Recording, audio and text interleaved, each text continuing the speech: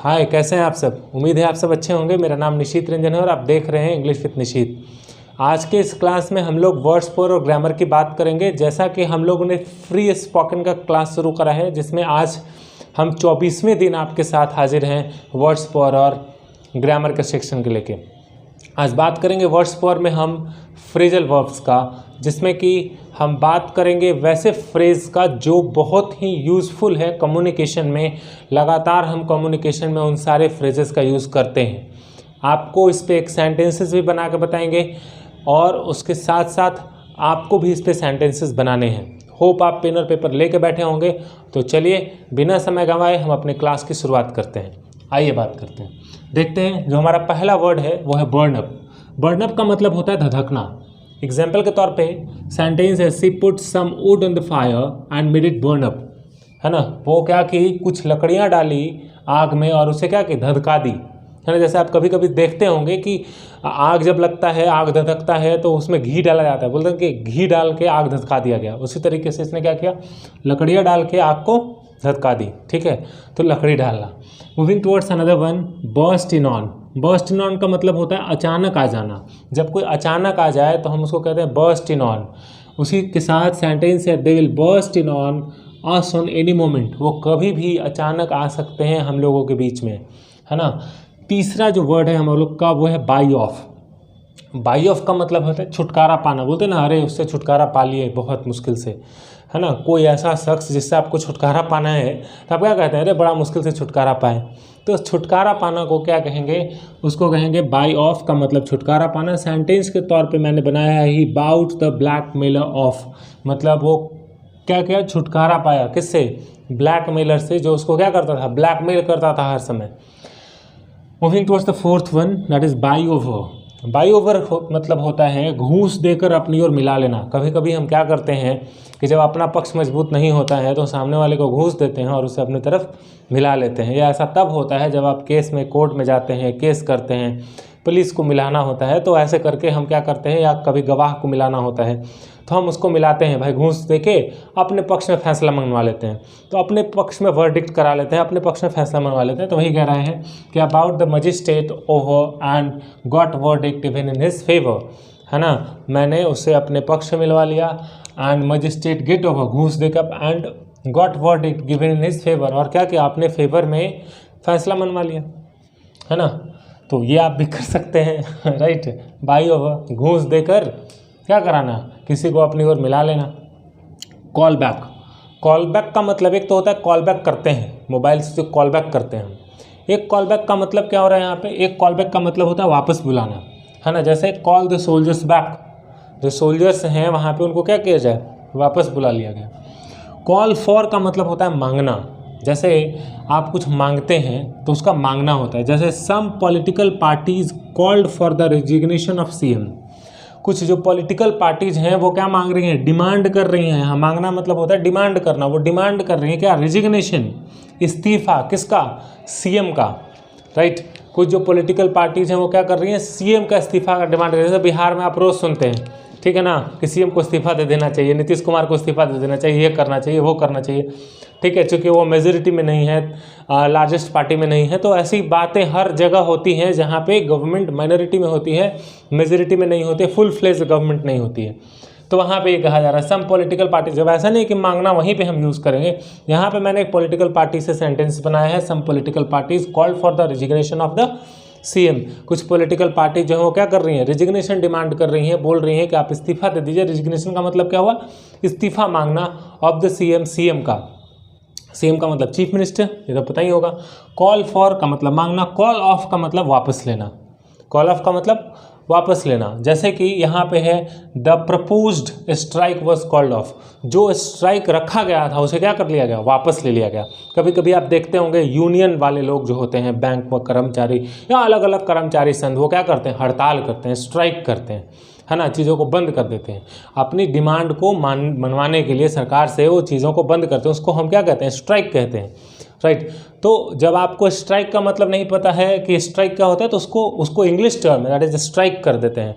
है ना, स्ट्राइक हिंदी नहीं है, इंग्लिश टर्म में। तो स्ट्राइक करते हैं और उसको क्या कहता है, प्रपोज्ड किया गया। जो स्ट्राइक पहले से था कॉल्ड ऑफ, उसे क्या कर लिया गया, वापस बुला लिया गया मतलब कि वापस ले लिया गया। वापस बुलाना, वापस लेने का मतलब नहीं कि वो जो कुछ चीज़ वापस ले लिया, वो स्ट्राइक वापस लिया, है ना। जो पहले से बोला गया था कि देखिए अब स्ट्राइक होगा, इतने तारीख से सारी चीज़ें बंद हो जाएंगी, वो वापस ले लिया गया। That is call up.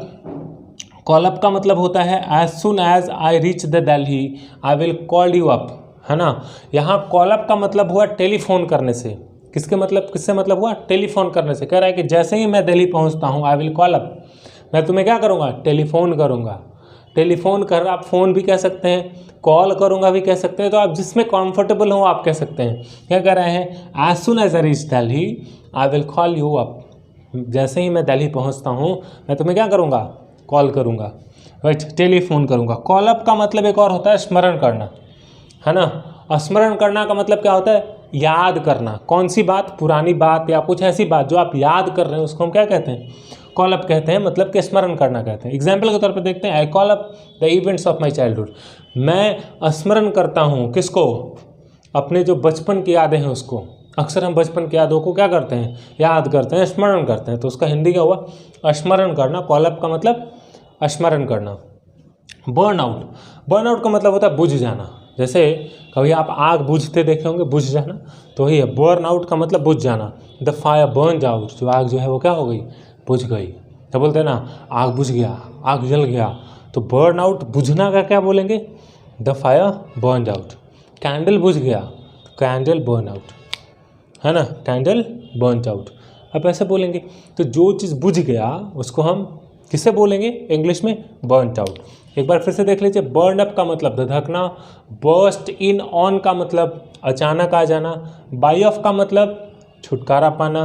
By over का मतलब घूंस देकर अपनी ओर मिलाना। कॉल बैक का मतलब वापस बुलाना। कॉल फॉर का मतलब मांगना। कॉल ऑफ का मतलब वापस लेना। कॉल अप का मतलब as soon as. Call up का मतलब कॉल करना, है ना, फ़ोन करना, टेलीफोन करना। मैंने सेंटेंस। कॉल अप का मतलब स्मरण करना, याद करना। बर्नआउट का मतलब बुझ जाना। आप ये तमाम जो वर्ड सेंटेंसेस आप देख रहे हैं, वर्ड्स देख रहे हैं, ये हम हर दिन अपने डेली कम्युनिकेशन में, वोकेबुलरी में, अब बातचीत में रेगुलर यूज़ करते हैं। ये आग बुझ गया, देखो ना धधक गया, है ना, वो अचानक आ गया, ऐसा बोलते हैं। अरे हमको उससे छुटकारा पाना है, बहुत परेशान हो गए हैं, ठीक है। आप ये सुनते होंगे कि देखो वो घूंस दे के उससे मिला लिया। तो ये डेली कम्युनिकेशन में यूज़ करते हैं, रोज़ बातचीत में यूज़ करते हैं, रोज़मर्रा की बातें हैं, रोज़ यूज़ करने वाला फ्रेज़ है। तो जो रोज़ यूज़ करने वाली फ्रेजेस हैं वो मैं आपको दे रहा हूँ। मैं उम्मीद करूँगा कि आप इस पर सेंटेंसेस बनाएंगे और जैसे आप भेजते हैं रेगुलरली वैसे आप भेजेंगे। सैटरडे संडे को जो 4 बजे वाली क्लासेस है वो ऑलरेडी चल रही हैं। वैसे लोग जो अभी तक नहीं भेजे हैं अपना फ़ोन नंबर, वो आप भेज दीजिए, जिससे कि आपकी क्लासेस कंटिन्यू हो पाए। चलिए, आज अपने ग्रामर के सेक्शन में हम लोग बात करेंगे फ्यूचर परफेक्ट कॉन्टिन्यूअस टेंस का। फ्यूचर परफेक्ट कॉन्टिन्यूअस टेंस क्या होता है और इसके यूजेस क्या क्या हैं। इंग्लिश के कम्युनिकेशन में फ्यूचर परफेक्ट कॉन्टिन्यूअस टेंस का लेस यूज्ड है या ना के बराबर यूज है, इसलिए कहा जाता है फ्यूचर परफेक्ट कॉन्टिन्यूअस एक ऐसा टेंस है जो लेस यूज्ड है, ओल्ड फैशन्ड कह सकते हैं आप। लेकिन फिर भी आज हम लोग बात करेंगे फ्यूचर परफेक्ट कॉन्टिन्यूअस का कि कॉन्टिन्यूअस टेंस क्या होता है और इसके यूजेस क्या क्या हैं। तो सबसे पहले चलते हैं डेफिनेशन देखते हैं कि फ्यूचर परफेक्ट कॉन्टिन्यूअस टेंस का डेफिनेशन क्या होता है। कहता है the future perfect continuous tense is used for actions which will be in the progress over a period of time that will end in the future. कह रहा है कि एक ऐसा टेंस है जो पीरियड ऑफ टाइम मतलब से चल रहा है, या तो प्रेजेंट से चल रहा है या पास्ट से चल रहा है, जब से भी चल रहा है, फ्यूचर में जाके what and that time that will in the future, और एक फ्यूचर में निश्चित समय पे जाके कुछ खत्म, उस समय खत्म होगा। बात तो बराबर ही है जैसे कि हम लोग पढ़े थे पिछले टेंस वाला, उसी तरह का कुछ है, लेकिन ये कह रहा है कि जारी रहेगा, जारी हो रहा होगा, और उस समय जाके उस पर्टिकुलर डेट में इतना साल हो जाएगा, इतने महीने से वो काम कर रहा होगा। तो इसका देखते हैं कि इसका स्ट्रक्चर क्या होता है। लेकिन उससे पहले एक एग्जाम्पल की बात कर लें। ये कह रहा है कि एग्जाम्पल के तौर पे मान लीजिए कि आप कोई काम किसी संस्था में कर रहे हैं लगातार, और आपका जो काम करने का टाइम है वो 2022 में वो वहाँ पे 5 साल हो जाएगा। तो आप इसको ऐसे कौन से टेंस में यूज़ करेंगे? ये बोलेंगे आप फ्यूचर परफेक्ट कॉन्टिन्यूअस टेंस में। है ना। मतलब कि वहाँ काम करते हुए मुझे 5 साल हो जाएगा, मुझे वहाँ काम करते हुए 10 साल हो जाएगा, मैं यहाँ ये करते हुए ये हो जाएगा। तो हम जब उसको उस टेंस की बात करते हैं, जब उस एक्शन की बात करते हैं, तो हम उसे क्या कहेंगे, फ्यूचर परफेक्ट कॉन्टिन्यूअस टेंस। अब इस एक्शन को कंप्लीट करने के लिए हमारे पास एक स्ट्रक्चर है। आइए देखते हैं कोई स्ट्रक्चर क्या है। कहते हैं subject plus will have been. क्या होता है, सब्जेक्ट कोई भी हो, या वो सिंगुलर सब्जेक्ट हो या प्लूरल हो, क्या हो, सिंगुलर हो या प्लूरल सब्जेक्ट हो, किसी भी सब्जेक्ट में हम यूज़ करेंगे विल हैव बीन का। किसका यूज़ करेंगे, विल हैव बीन का, बिल्कुल, इससे दूसरा कुछ नहीं। मतलब सब्जेक्ट से कंफ्यूज नहीं होना है, हमेशा विल हैव बीन का यूज़ करेंगे। वर्ब में कंफ्यूज नहीं होना है, कौन सा यूज़ होगा, वर्ब के साथ हम आईएनजी लगाएंगे। वर्ब का जो पहला फॉर्म होगा उसके साथ क्या लगाएंगे, आईएनजी। उसके बाद फॉर सिंस लगाएंगे, टाइम, टाइम, बाय और फिर टाइम। फॉर और सिंस का जो यूज होता है, कहाँ पे होता है, ये हम लोगों ने अपने क्लास में चर्चा किया है, इसकी एक अलग से क्लास कर दूंगा। लेकिन इतना समझ लीजिए कि जो सिंस है और फॉर है, फॉर उसे कहते हैं जो पीरियड ऑफ टाइम बताता है, मतलब जो समय का अंतराल 4 दिन से, 5 दिन से, 1 महीना से, 10 दिन से, फिर वहाँ पे फॉर लगाएंगे। लेकिन डेट अगर है 10 तारीख से, 15 तारीख से, मार्च से, अप्रैल से, जून से, है ना, बर्थडे से, बचपन से, सुबह से, वहाँ पे क्या लगाएंगे हम, वहाँ पे सिंस का यूज़ करेंगे, है ना। कोई फेस्टिवल का डेट आ गया, एनिवर्सरी है किसी की, तो वहाँ पे हम किसका यूज़ करेंगे, सिंस का यूज़ करेंगे। तो वहाँ से फिर वो टाइम कब से आप कर रहे हैं, उसके बाद बाय लगाएंगे, और उसके बाद टाइम कौन सा, फ्यूचर का टाइम। मतलब जो पहले वाले में पहला टाइम है ये पास्ट का टाइम होगा, आने वाला फ्यूचर का टाइम होगा। तो देखते हैं स्ट्रक्चर के साथ एग्जाम्पल, है ना। यहाँ पे लिखा मैंने example, I will have been working, मतलब कि मैं यहाँ काम कर रहा हूँगा हियर फॉर 10 ईयर्स, 10 साल से, मतलब 2022 तक मैं यहाँ 10 साल से काम कर रहा हूँगा। ये बात कर रहा है 2022 का, और कहता है कि 2022 मेरा जब पुर जाएगा ना, जब मेरा 2022 हो जाएगा, कहने का मतलब पुर जाएगा, पूरा हो जाएगा, कहने का मतलब ये है कि जब मेरा 2022 पूरा हो जाएगा, समझ में आया, तब मेरा यहाँ काम करते हुए कितना साल हो जाएगा, 10 साल हो जाएगा, है ना। हम साहब का गाड़ी चलाते हुए 2022 में 10 साल हो जाएगा, ऐसा बोलते हैं ना। तो उसी टेंस को यहाँ कहा गया कि मैं यहाँ काम करते हुए कितना साल हो जाएगा, 2022 में 10 साल पूरा हो जाएगा। इसको क्या कहेंगे, फ्यूचर परफेक्ट कॉन्टिन्यूअस टेंस कहेंगे। बनाएंगे कैसे, देखिए, I will have been working, यहाँ पे आई के साथ will have been working, work में आईएनजी लगा, हियर, यहाँ फॉर लगा, चूंकि ये अंतराल है 10 साल, है ना। फॉर 10 ईयर्स, यहाँ पे देखिएगा फॉर 10 ईयर्स, तो 10 ईयर्स कौन सा, पिछला 10 ईयर्स, है ना। बाई 2022, ये अगला फिर फ्यूचर का कह रहा है, बाई 2022 मतलब कि 2022 में। आगे बढ़िए, by the end of this month, ऐसे भी बनाते हैं, by the end of this month you will have been studying here for 5 years, इस महीने के अंत तक तुम्हारा यहाँ पे कितना साल हो जाएगा पढ़ते हुए, 5 साल हो जाएगा, है ना। बाय नेक्स्ट अप्रैल, ऐसे भी बनाते हैं, by next April they will have been working here for 5 years, अगले अप्रैल तक उनका काम करते हुए यहाँ कितना साल हो जाएगा, 5 साल हो जाएगा। और एग्जाम्पल देखते हैं कि अगर हमें ये बनाना हो, इंटरोगेटिव बनाना हो, नेगेटिव बनाना हो, इंटरोगेटिव नेगेटिव बनाना हो, तो कैसे बनाएंगे, आइए देखते हैं उस एग्जाम्पल के थ्रू। जैसे यहाँ पे है, he will have been teaching for 10 years by 2023, मतलब उनका 2023 तक पढ़ाते हुए 10 साल हो जाएगा, है ना। अरे भाई कितना साल से पढ़ा रहे हैं, अरे तुमको पता है 2023 तक जब वो पढ़ाएंगे ना तो 10 साल हो जाएगा, है ना।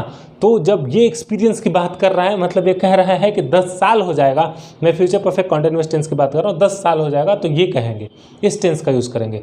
जैसे he will have been teaching for 10 years by 2023, ये हमारा कौन सा सेंटेंस हुआ, पॉजिटिव।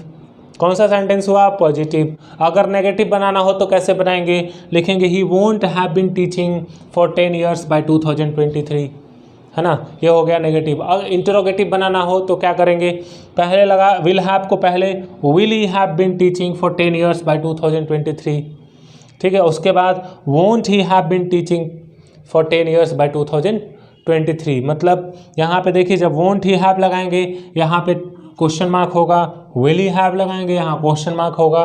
यहाँ पे ये जो सेंटेंस है हमारा नेगेटिव है, ये जो सेंटेंस है इंटरोगेटिव है, और लास्ट वाला जो हमारा सेंटेंस है इंटरोगेटिव नेगेटिव है। तो इस तरीके से आपको भी क्या करना है, प्रैक्टिस करना है और सेंटेंसेस बनाने हैं। तो आप जितना सेंटेंस बनाइएगा, जितना टेंस से प्रैक्टिस कीजिएगा, उतना आपका भला होने वाला है। ठीक है, आपको एक अनाउंसमेंट कर दूं जल्दी से, ये जो क्लासेस हैं ये अभी चलेंगी लगातार, 60 डेज़ का क्लास है। आज की जो बात हम कर रहे थे, ये कह रहे थे कि सैटरडे संडे की जो क्लास होती है वो रेगुलर हो रही है, और जो रेगुलर जीडी करना चाहते हैं वो अपना नंबर ज़रूर डालें, जिनसे वो रेगुलर जीडी में आ जाए। जो रेगुलर जीडी की टाइमिंग है वो 4 बजे शाम में है, 4 बजे शाम में वहाँ से आप जीडी कर सकते हैं। वहाँ पे ग्रुप ऑफ स्टूडेंट्स हैं जो आपके ही कैटेगरी के होंगे, और वहाँ पे आपको जीडी करने में आसानी होगा, आपको वहाँ पे हेल्प भी मिलेगा।